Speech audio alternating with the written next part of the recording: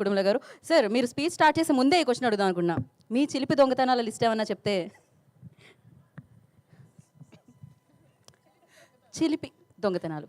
Food కొట్టేసేవాడిని అంటే స్వీట్లు. నేను స్వీట్ క్రేవింగ్ ఎక్కువ. సో స్వీట్లు కొంచెం బాగానే కొట్టేసేవాడిని. ఓకే. ఫుడ్ అంటే అదొక ఎమోషన్ అండి. So yeah. కాదు, Depends పక్కన నుంచి. వాళ్ళది కాదు, ఇంట్లో చెల్లి దగ్గర. ఇంట్లో చెల్లి దగ్గరేనా అయితే పర్లేదు. ఇంట్లో ఫుడ్ మన ఫుడ్ అన్నమాట. ఇప్పుడు మనం రాబిన్ హుడ్ గురించి మాట్లాడదాం. ఆ, ముందుగా ఇక్కడికి వచ్చిన వాళ్ళందరికీ థ్యాంక్ యూ సో మచ్ అండి. So March 28 summer cinema, first cinema. డెఫినెట్గా నేను కాన్ఫిడెంట్గా నేను ఆర్ఆర్తో చూసుకున్నాను అండి సినిమా. నేను చాలా కాన్ఫిడెంట్గా ఉన్నా సినిమా బ్లాక్ బస్టర్ కొడతామని. ఎందుకు అంటే బేసిక్గా నాలోనే ఒక పెద్ద క్రిటిక్ ఉన్నాడండి. నాకు మామూలుగా అందరూ గ్యాప్ వచ్చింది, చాలా టైం పట్టింది అంటారు కదా. సో నాకేంటంటే నాలోనే చాలా పెద్ద క్రిటిక్ ఉన్నాడు. ఏది ఒకసారి చేస్తే సాటిస్ఫాక్టరీ అనిపించదు, అరే ఇదేంటి ఇలా ఉంది, మళ్ళీ చేద్దాం అని చెప్పి రీవర్క్ చేస్తానండి. నాకు దీనికి చాలా మంచి టైం కూడా దొరికింది.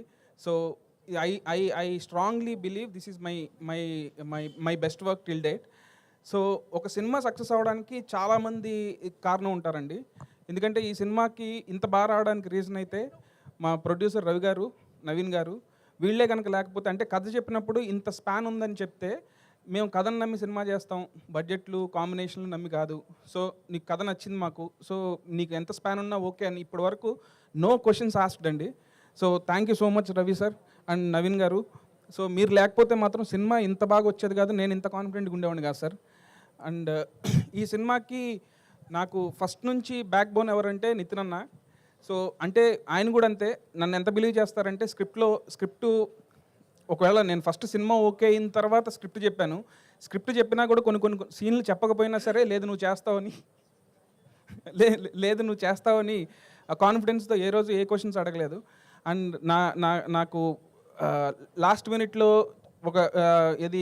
ఈ సినిమాలో హీరోయిన్ చేంజ్ అన్నప్పుడు కూడా, చేంజ్ అయిన సిచ్యువేషన్ వచ్చినప్పుడు కూడా నేను లీలాని అప్రోచ్ అవ్వగానే తన విని అసలు బ్లైండ్గా ఈ సినిమా చేస్తున్న వెంకి, డెఫినెట్గా నాకు ఈ సినిమా కథ నచ్చింది and I love your direction అని చెప్పి సినిమా ఓకే చేసినందుకు Leela thank you so much Leela. And నేను రాజేంద్ర ప్రసాద్ గారికి చిన్నప్పటి నుంచి చాలా పెద్ద ఫ్యాన్ అండి. మా నాన్నగారు కూడా ఆయన సినిమాలు తీసుకెళ్ళేవాళ్ళు అన్ని సినిమాలకి.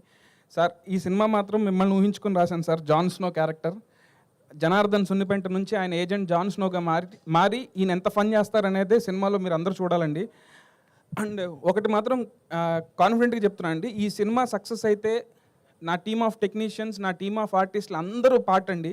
సినిమా ఏదైనా తేడా జరిగితే నేను ఒక్కడనే కాదు, మీరందరూ నన్ను వేసుకోవచ్చు. ఎందుకంటే నేను అంత కాన్ఫిడెంట్గా ఉన్నా సినిమా డెఫినెట్గా బ్లాక్ బస్టర్ కొడుతున్నాం అనే కాన్ఫిడెన్స్ ఉంది నాకు. సో సినిమా సక్సెస్కి నా వెనకాల ఉన్న వాళ్ళు, నా టీం డిఓపి శ్రీరామ్ గారు, నా ఎడిటర్ కోటి అండ్ నా music director G V Prakash and నా ఆర్ట్ డైరెక్టర్ రామ్ కుమార్ గారు, ఇలా నాతో పాటు ఉన్న మా ఏడీస్ అందరూ కూడా చాలా బాగా కష్టపడ్డారండి. Thank you so much. మీరు అందరూ March 28 చూడండి. ఈ సినిమాలో ఫన్ను ఉంటుంది, అట్లాగే మీరు సర్ప్రైజ్ అయ్యే ట్విస్టులు కూడా చాలా ఉన్నాయండి. అండ్ ఈ సినిమాని చెప్పగానే ఎగ్జైట్ అయ్యి క్యామియో రోల్ అయినా, స్మాల్ క్యామియో రోల్ అయినా యాక్సెప్ట్ చేసిన డేవిడ్ వార్నర్ కూడా thank you so much. Because ఆయన కూడా త్వరలో వస్తారండి, మీరందరూ చూస్తారు, డెఫినెట్గా హై ఫీల్ అవుతారు. థ్యాంక్ యూ సో మచ్ అండి. సో ఇలా సర్ప్రైజెస్ ఎన్నో ఉన్నాయన్నమాట. సారీ అండి, ఇందాక మా